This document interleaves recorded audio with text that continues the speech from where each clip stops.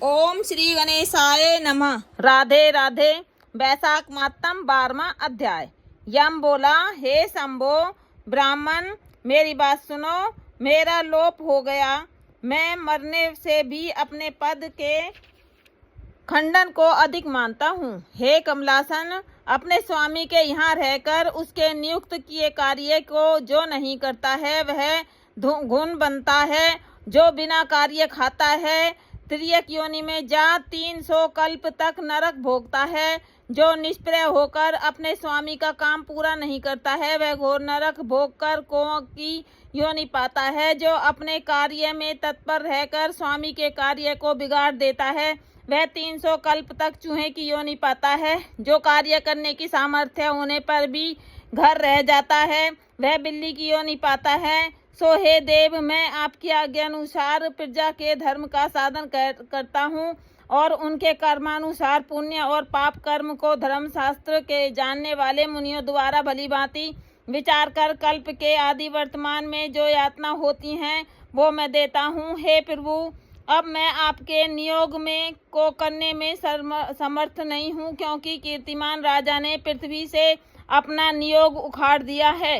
इस राजा के भय से समुद्र पर्यंत सब पृथ्वी के मनुष्य वैशाख के कर्तव्य धर्म का पालन करते हैं।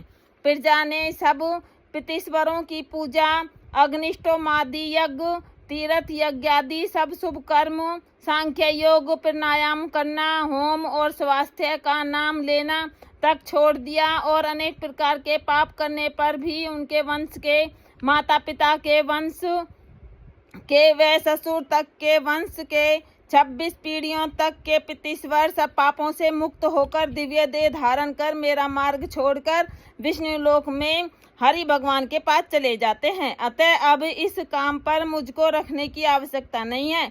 यह आपका दिया हुआ दंड और पट आपके चरणों में रखा है।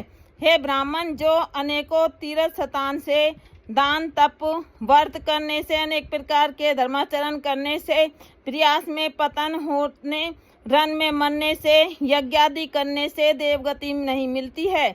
जो मेष की संक्रांति में प्रातःकाल स्नान कर भगवान का पूजन कर कथा श्रवण करे और वैशाख मातम को सुने और यथोचित वैष्णवीय धर्मों का संपादन करे तो वह विष्णु लोक का अधिपति हो जाता है।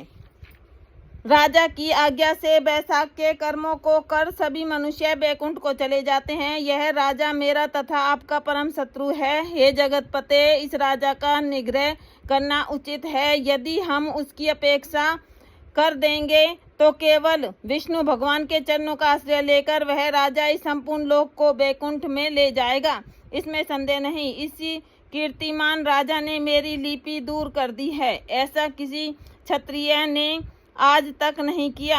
हे प्रभु, पटमार्जन की बात तो प्राणों में भी नहीं सुनी। उस राजा के सिवाय भगवान में तत्पर ऐसा राजा कोई नहीं हुआ जिसने पटमार्जन की घोषणा कर दी हो और यमलोक में आने का मार्ग रोक दिया हो। इति वैशाख मातम 12वां अध्याय संपूर्ण।